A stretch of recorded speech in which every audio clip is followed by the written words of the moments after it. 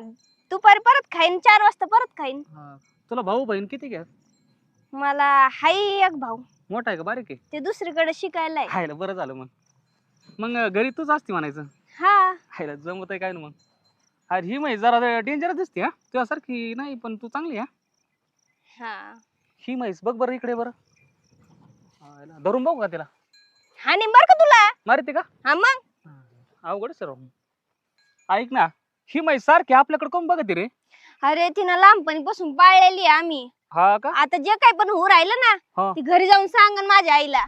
सांगत हा मग हे तिला बघ बोल- आली. तिला बोलता येतं काय? मग? रागानेच बघायला लागले सांगून म्हणल्यावर. सांग ती सगळं घरी जाऊन. ए बाई काही सांगू नको बरं का, अजून मला बरंच काय पुढं काम करायचंय. काय? अरे म्हणजे दररोज गप्पा छापा मारते दररोजच सांगन. हा ते सांगू नको काय, शांत राह. हिच्या समोर नको बोलायला. चला आपण हा तिकडे साईडला जाऊन जाऊन बोलू. तू जाय बाई, खाय थोडं काहीतरी पोटाला